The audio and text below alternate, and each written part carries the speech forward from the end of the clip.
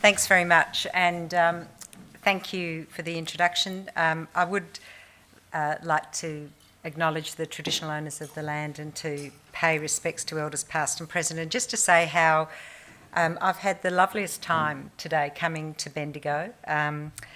It's been terrific to catch up with you, Howard, and to think about my interactions with you in a past life and how delightful they are. Also to hear the connection with Cranlana, and I had the great privilege of being part of the Cranlana course. I think the main thing I got out of it was to remember the Spartans, actually, but, you know, maybe I missed some other points. And also to acknowledge the Mayor of Bendigo, who I don't know, but just to say that my last trip to Bendigo was when I was the Victorian Equal Opportunity and Human Rights Commissioner, and the thing that I remember most was certainly Bendigo was very much on the rise in all sorts of ways, and I can remember taking a photo of this terrific sign which was around disability access and just the great lengths that this city had gone to making all of the buildings accessible, whether they were new or recent, and I'm sure there are many other aspects to what a wonderful place this is. So this has been really wonderful for me. So hopefully I can bring some inspiration to you as this day has to me. So Oxfam, how lucky am I to be working for Oxfam? It's an incredible organisation which has a deep history globally and as well in Australia, as it started with community aid abroad. And the thing that differentiates Oxfam, I think, from a lot of the other organisations is that, yes, we do a lot of work in long-term international development, and I'd like to share some of those stories with you tonight. And yes, we do a lot of work in the humanitarian response, and goodness, we've been very busy with that this year, one way or the other. But the other thing that Oxfam does is it works globally to advocate for change at a systemic level and to see what else has to be done in terms of pulling the big levers of change globally to make sure that people can live in a just world. Oxfam Australia has had a long involvement with Aboriginal and Torres Strait Islander people, and I won't cover off the work we do there, other than to say it's really important for us to work alongside our First Nations people. We do this as being a critical partner in Close the Gap campaign, in our Straight Talk program and our Change course program with young people.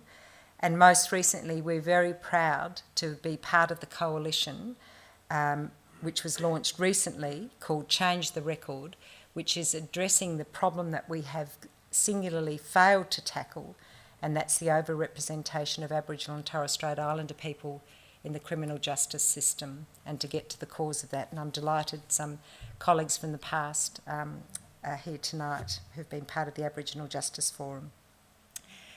But today I want to talk about our work in long-term development and humanitarian response and the work that we do overseas.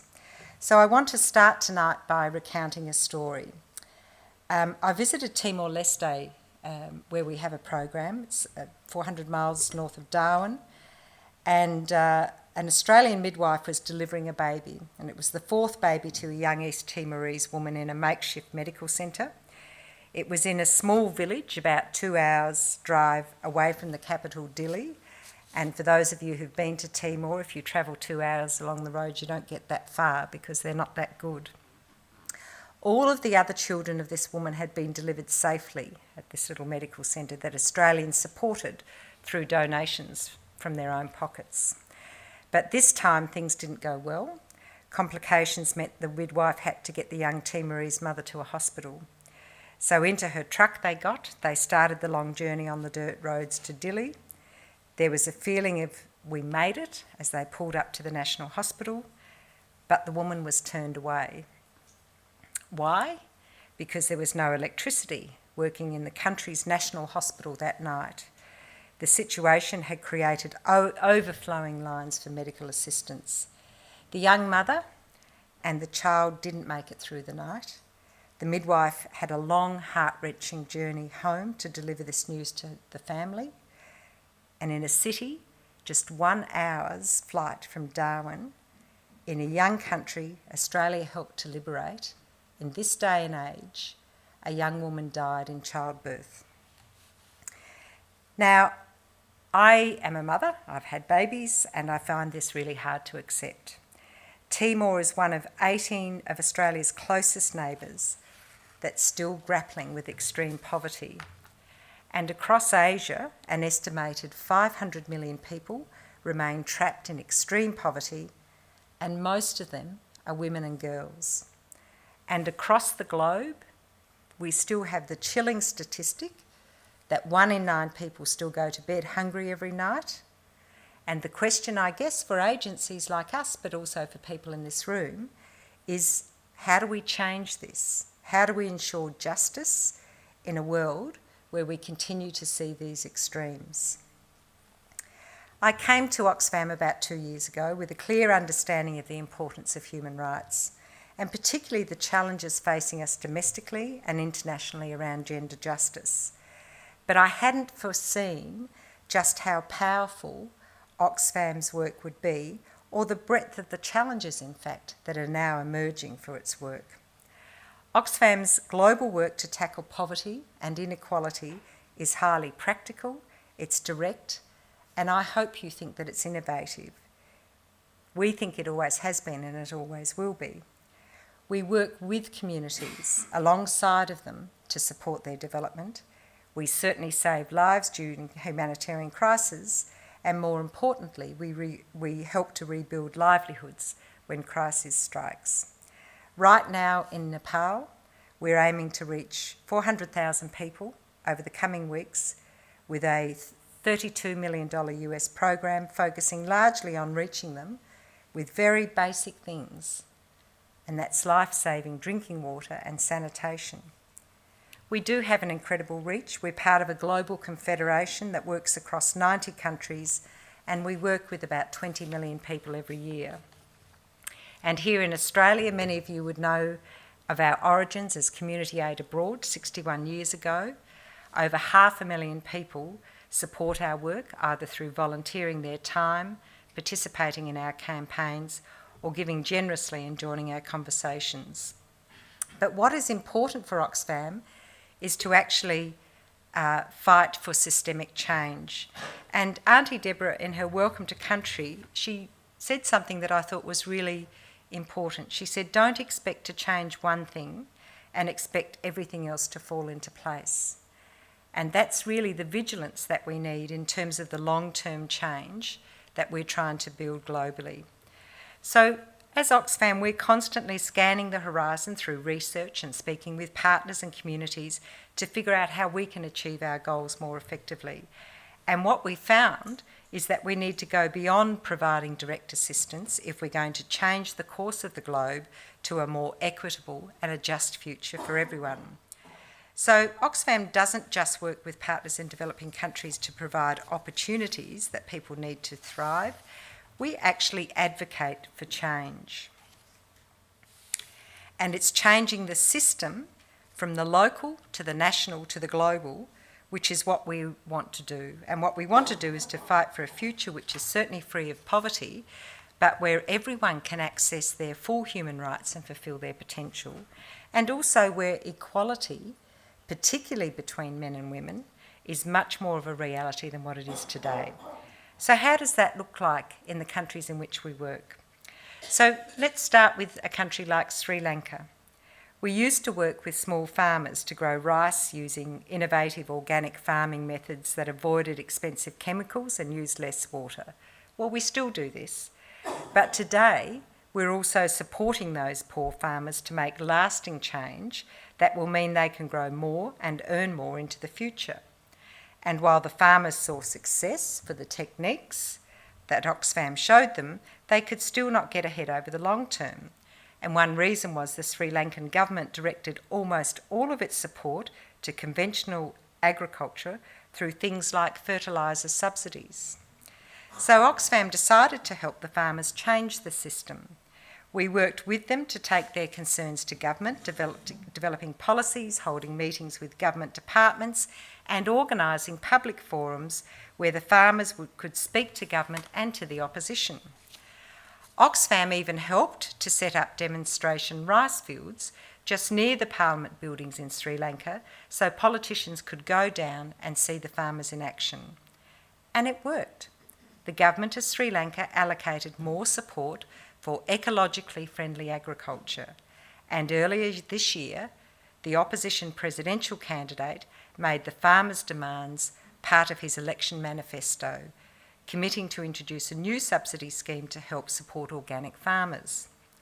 He's now the president, and Oxfam and our partners are continuing to work to ensure this commitment is implemented. This is just one of the many examples how Oxfam works. We don't just deliver services. We actually try to tackle poverty, but we try to tackle the causes of poverty itself. And that's what I mean when I say we fight for lasting change. Now, the challenge of inequality is something that we've spent a lot of time on over the last 12 months. In January, Oxfam unveiled a shocking statistic, this one that's on the screen now. Just 80 rich individuals hold more wealth than the poorest half of the world's population. So just try to absorb those figures. 80 individuals. They could fit on just one bus, yet they're worth more than the poorest 3.5 billion people. We also found that globally, if economic inequality continues to rise at its current rate, we will see the top 1% of people owning more wealth than the other 99% combined by 2016. It's incredibly worrying. The poorest people have ever-decreasing chances to income inequality as income inequality spirals out of control.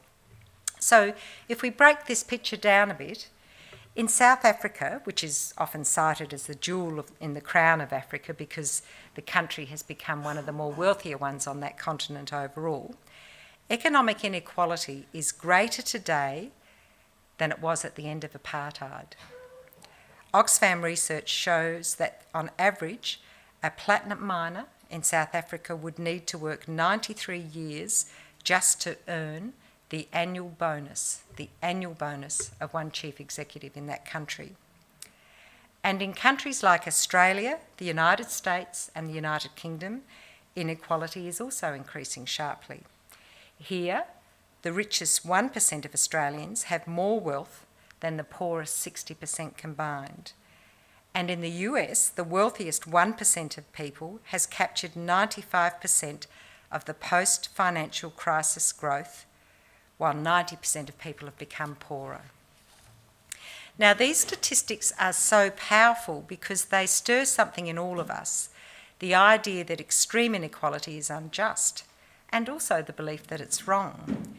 Many of the poorest countries have made great progress in the struggle against poverty, but this progress is being jeopardised by rising inequality.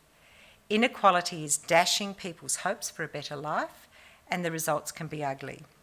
And the greater inequality becomes, the harder it will be to stop. There's a cycle to this. If the biggest winners from economic growth get a stranglehold on democratic representation and reduce taxes on themselves and pass down more wealth to their children and give their children the best education and the best health care and all the good jobs, and then make sure their kids enter Parliament and run the country, the poorest will be trapped in an iron cage from which there will be little chance of escape. There will be fewer people with access to power who will be willing to support them or even listen to them. Other inequalities, such as those between women and men, will be compounded. People will become more vulnerable to economic shocks. Social problems will be multiplied and instability will be fuelled. What we will get is a mutually reinforcing cycle of disadvantage that will be transmitted across generations, convincing some that the system itself offers them little hope.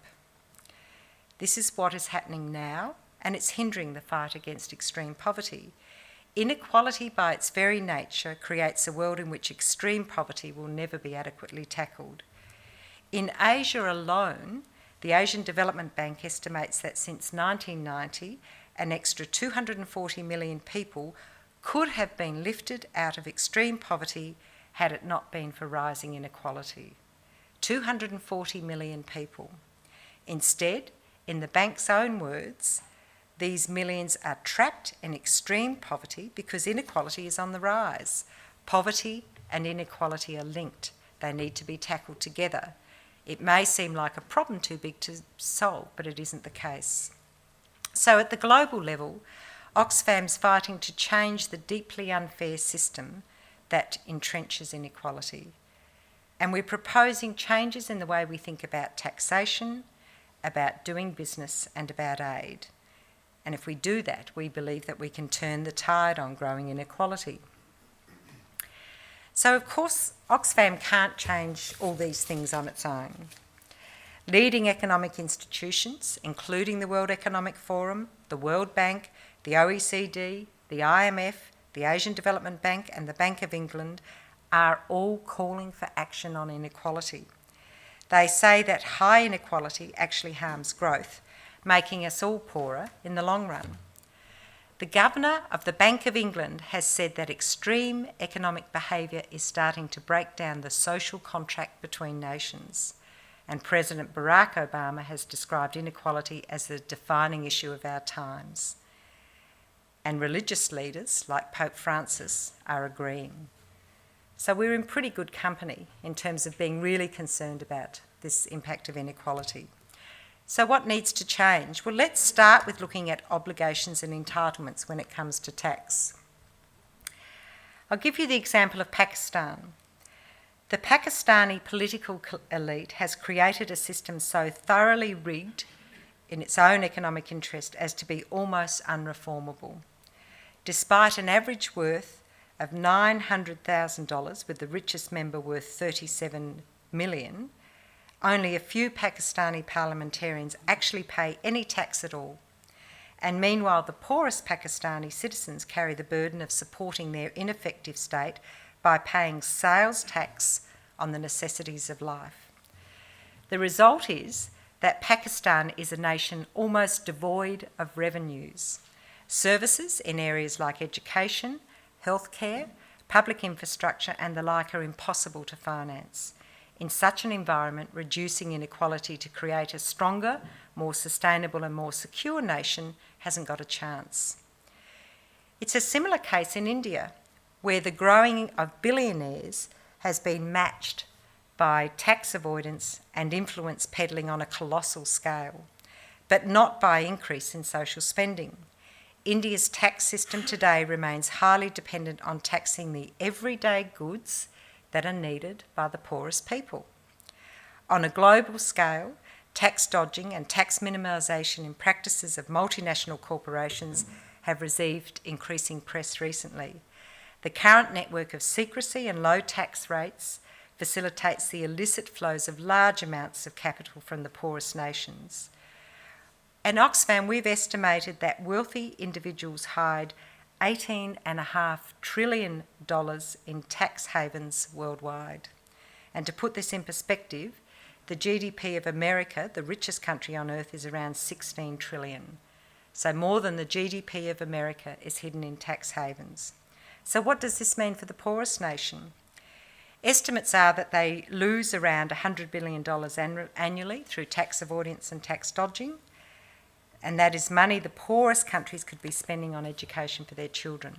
It's money they could spend on essential infrastructure and public hospitals. And think of the example I gave you at the beginning of this presentation. What if there was no power cut at the hospital because the infrastructure it needed? What if it had the capacity and the staff to deal with a very basic problem such as giving birth? In Sierra Leone, one of the nations where the Ebola epidemic spread, tax incentives from just 6 firms were equivalent to 59% of the country's entire budget in 2012, and more than 8 times its spending on health and 7 times its spending on education. Underinvestment in strong public health infrastructure is one of the reasons that Ebola was able to get out of hand. Long-term economic decisions and economic rules that have allowed corporations to avoid tax are absolutely part of the problem. Australia can play a role in fixing the problem. Globally, the government has placed an emphasis on this issue, both in the G20 in Brisbane and more recently in announcing a collaboration with the UK to tackle global tax avoidance. But Australia needs to go much further by supporting calls for a truly global discussion on international tax reform that includes poorer nations on an equal footing with its own. And we also need to lead through our own actions, not just words. Australia is yet to follow the lead of other jurisdictions on mandatory reporting of taxes paid on a country-by-country basis for mining, oil and gas companies. Yes, we're a mining giant. In Africa alone, around 250 Australian extractive companies are currently undertaking operations. So we ought to be playing a big role to influence them to be transparent. The other obligation that really comes with doing business, especially for Australian companies operating overseas, is that they need to play a role in tackling inequality. Sticking with mining for a moment, Australian extractive companies need to ensure they're working for the benefit of communities, not leaving themselves worse off through their operations. And Oxfam's recently detailed a case in Mozambique where this is the case.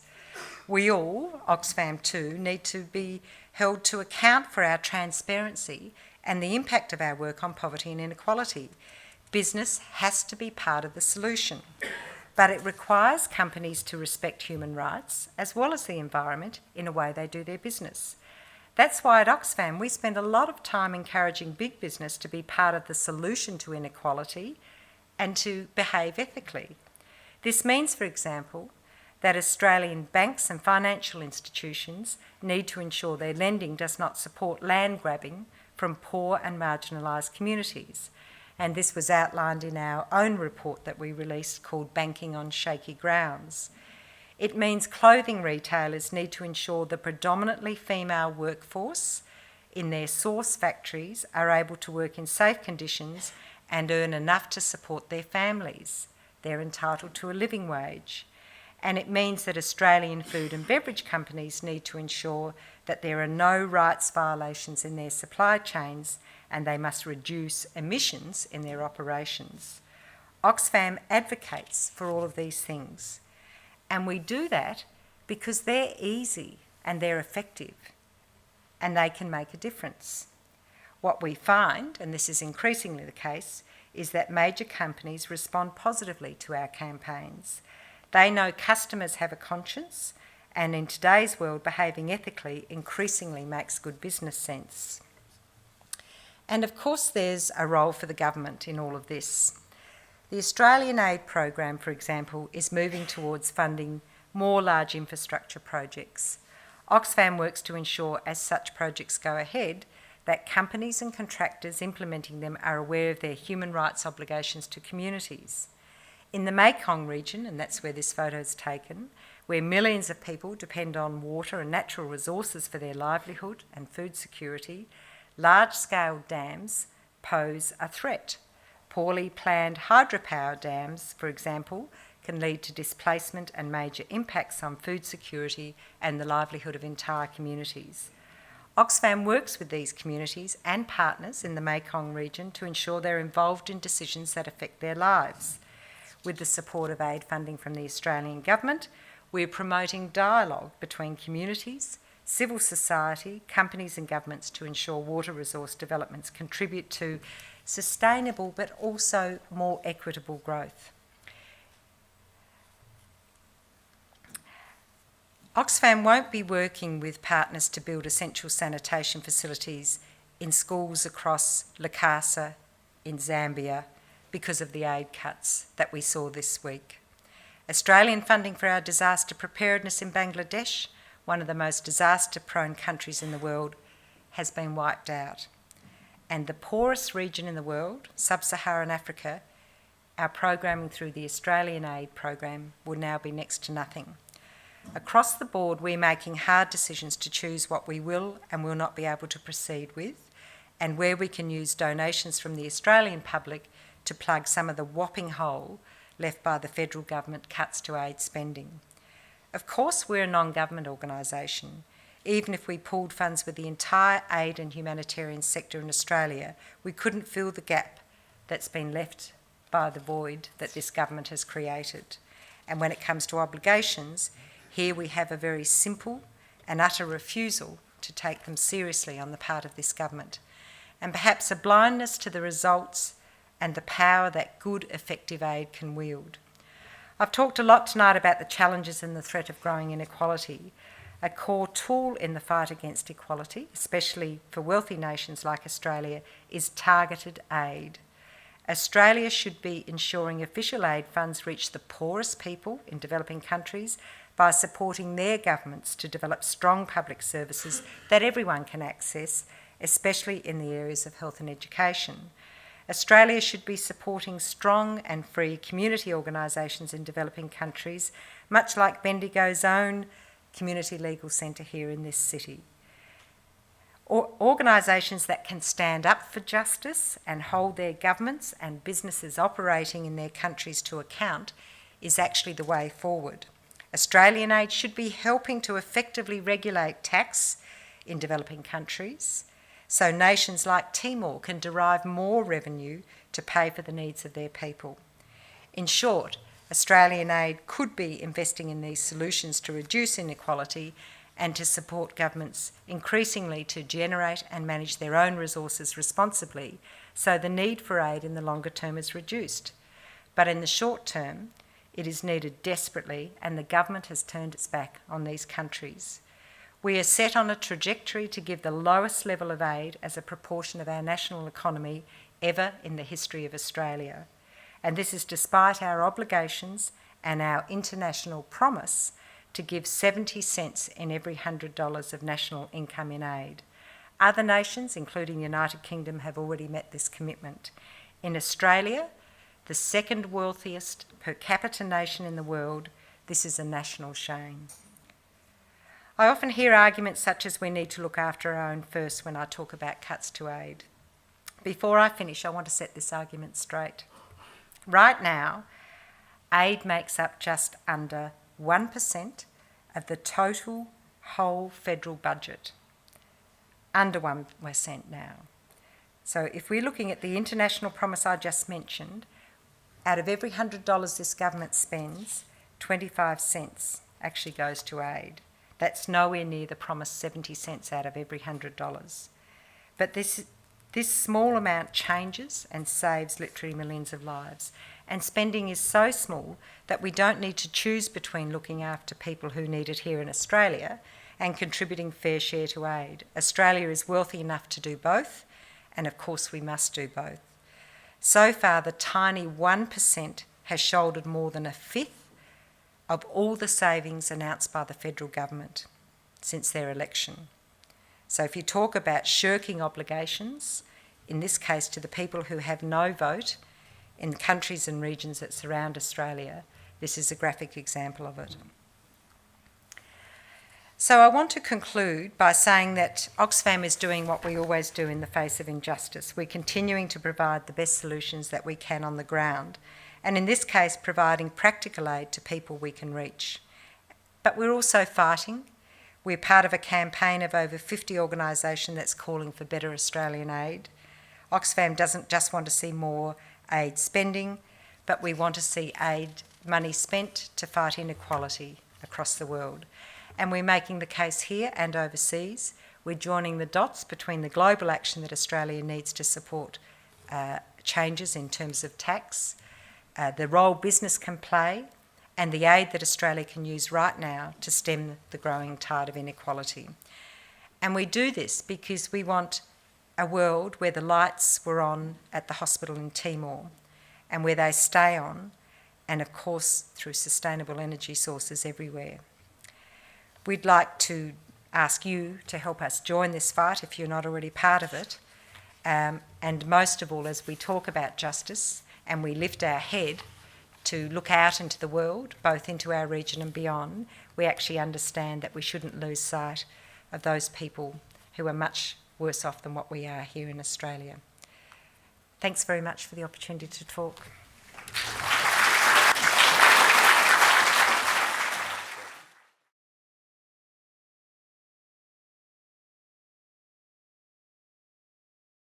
Before I came to Oxfam, someone from outside of Oxfam said to me, "Why is Oxfam going on about climate change? What's that got to do with poverty and people who go to bed hungry every night?" And one of the things that is part of Oxfam's global campaigning is, in fact, that the environment and poverty are inexorably linked. And if we don't actually address the issues, the sort of things that you've raised around global warming, around the sustainability of the environment, around the way that we are plundering it to actually feed our voracious appetite for growth in that very kind of Western way, will lead us down a dead-end street in terms of where we're going.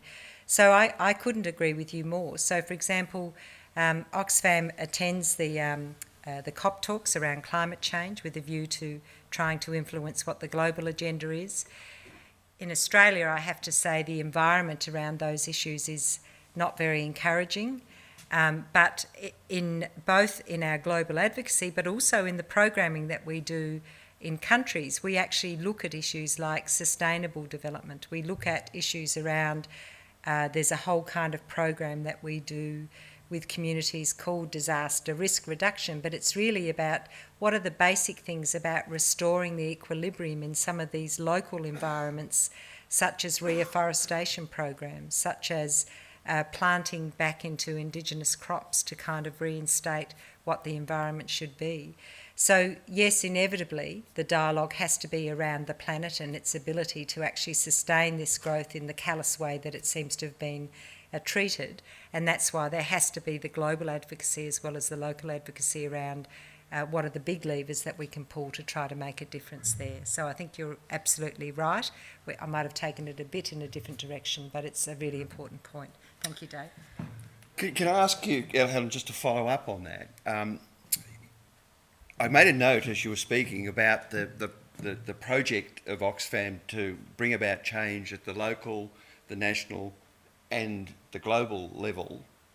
One of the great challenges that Peter Singer puts in this argument is, well, look, don't sort of think too big, just sit down, don't even finish reading the article, just write a cheque.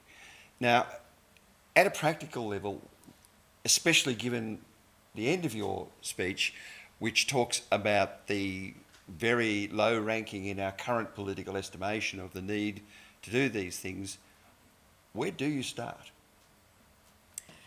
Well, you know, this afternoon we had a session with the Bendigo Bank. Joe and I went to talk to staff at the Bendigo Bank, which is a partner organisation with Oxfam, and someone said something like that, you know, don't you ever feel overwhelmed? And absolutely not, because we know that change occurs in multiple ways, and part of our strategy, we have the concept of, you know, really working with a human rights-based approach, which means, and I'll go back to the Sri Lanka example. Certainly we can raise funds in Australia and we can support sustainable agricultural practices in Sri Lanka, but the best thing we can do is build the capacity of communities to have a voice. Now, 2 years ago, I did my first field trip to Sri Lanka under the previous president, and civil society was really locked down in that country. There was certainly the anti-Tamil sentiment, but there was emerging a really weirdly anti-Muslim sentiment in the community. And our approach in Sri Lanka is to work quietly with partner organisations. And in fact, some of the human rights organisations in Sri Lanka at the time took me to task and said, why isn't Oxfam more vocal? Why isn't it doing X, Y or Z? And what we know is that to get change, sometimes you have to work in quiet ways and sometimes you have to work in noisy ways. And I think it's about understanding the context of the countries we work in, and how and when we're noisy, and how when we encourage people to be noisy, and how we have to be quiet. Now, in the Australian context, I think this is the time where we have to be noisy, and we have to be noisy on so many fronts. I mean, overseas aid is only one example of where this government has not done justice to the kind of reputation that Australia has in the world. But if we look at what's happened in terms of funding of Indigenous programs, for example. You know, this was a Prime Minister who was going to be a Prime Minister for Indigenous people. If we look at the issues in relation to gender equality and the claims around one of the most endemic problems globally, which is violence against women, we haven't seen that matched with appropriate budget resource allocations. We haven't seen a government that's been brave enough to actually challenge the revenue side as well as to challenge the cost side. And as a result of that, they're not able to get their sums to add up, and they think the way to do that is to buy off small business. So I think that it's a question of choosing your time, and that's why I think for organisations like Oxfam it is really critical that we have a theory of change, that we actually understand that if we go with the human rights-based approach, it's moving at the pace that the people we work with will go so they can safely, ultimately, have voice and try to influence things. And we haven't got time, I guess, or the luxury of being overwhelmed by the task ahead. As I delivered that speech, I thought, God, this is a bit grim after Nathan's speech. And I'm sorry about that. But it is compelling. You know, they're very simple figures that at least make us think, even on our own doorstep, there's a job to be done around calling, I guess, the powers that be to account. Mm.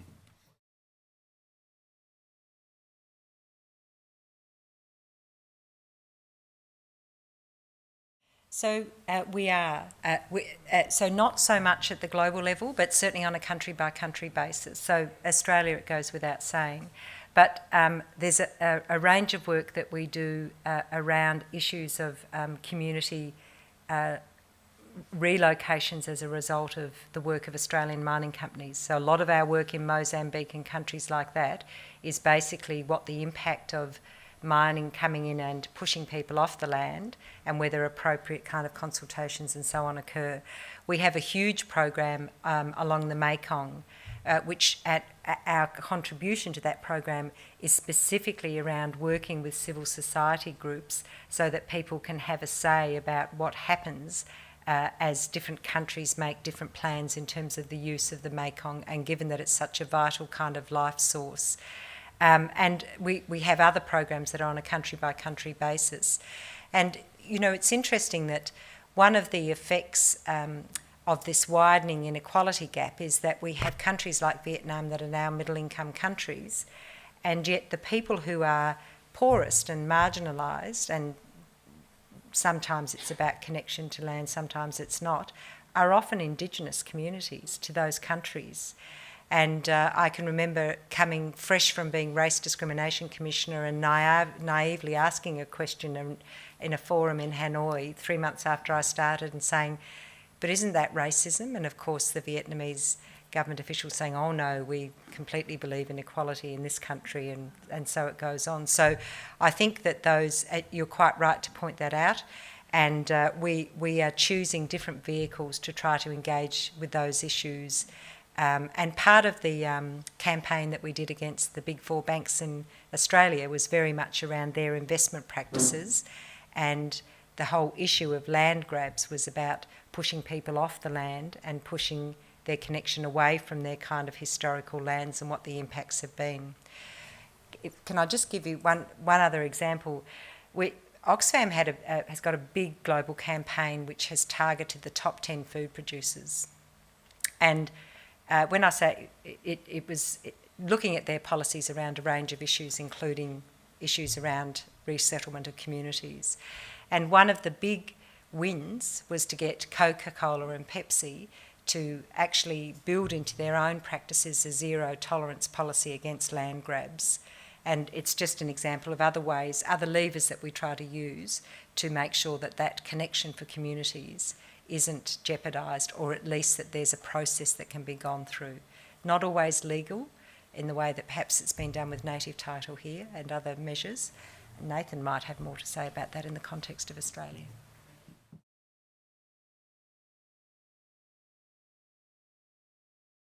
There's a lot of momentum around this, which is why I listed off, you know, you kind of feel like you're an interesting company if you've got the World Economic Forum, the International Monetary Fund, Barack Obama and the Pope all agreeing with you, so we kind of feel like we're not doing too badly. The approach that we've taken has really to focus on global tax reform and as one mechanism to do that. So we've taken a particular focus around transparency in relation to the payment of taxes and avoiding, having measures to start to try to address the issue of tax haven and offshoring of wealth by very wealthy people. And there are probably other mechanisms as well. But we've done that because, in a sense, we're using the global fora that exists to try to get those agreements. And, there's a bit of movement on some of that. I mean, for very self-interested reasons, the Australian government has talked about this and the Labor Party's launched their policy in relation to multinational companies and paying their fair due of tax. But what we're saying is that countries like Australia should do much more than that. They need to be leading the way and engaging the experience of poorer countries in the dialogue around how tax reform occurs. So the OECD is leading a piece of work globally around base profit shifting. I can never get it right, but trying to look at this issue. And we need buy-in from poor countries as well, because it's the poor countries that don't have the systems for either collecting taxation and developing transparency, or they choose not to. So like the example of Sierra Leone, where they pay more in subsidies to keep businesses there who don't pay taxes, so they lose the kind of profit anyway. That's the vehicle we've chosen, as well as raising awareness about the issue.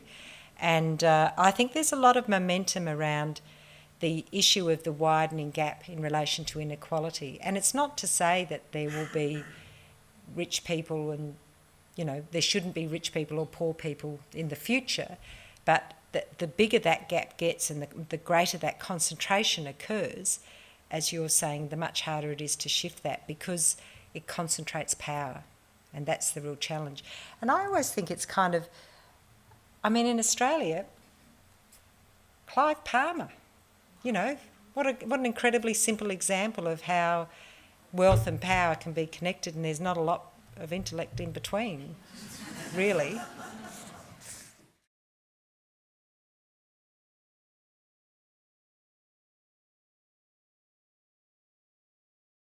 So, look, I have to say that we haven't had a direct involvement with that, and that's partly around, we also don't do a lot of work in other areas like the refugee space. And in terms of how that campaign rolls out and how those problems are arrested, I think it's an intractable problem. I just think it's really challenging the policy context that we're in for Aboriginal and Torres Strait Islander people. I can remember when the government changed and Tony Abbott said that, this is going to be a prime area of concern, and it goes back to Nathan's comments, and I thought about, say, the Recognise campaign and referenda succeed under Conservative governments. So maybe there was a real opportunity to get the constitutional tools right, so that some of these other issues, such as the closure of the outstations and the forced resettlement of people, could be addressed through legal avenues. And I can remember saying that at a forum, and Eddie Cabello, who'll be known to you, just looked at me like I was stupid, and he was right. I was stupid. And it's just, I don't know what the answer is.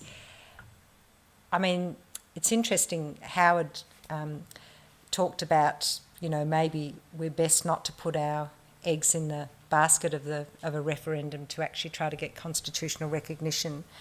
And there are many stories about the birth of the Constitution, and the one that I think is most interesting is the story about why equality wasn't enshrined in the Constitution. And when the founding fathers met in Melbourne to actually set the Constitution, and it was the Irishman, I think his name was O'Connor, who argued very strongly that equality should be enshrined. We'd seen revolutions in Europe and, what had happened in America, and they had the precedent of actually trying to set up a constitution that would be for all the people. And unfortunately, he was argued down by Sir Isaac Isaacs, amongst others. And the reason for it wasn't to do with Aboriginal people, because that was terra nullius. So, Aboriginal people weren't even recognised. But the reason for it was actually the Chinese gold miners, and that what they didn't want was for the Chinese gold miners who were here in droves at that time to have a vote.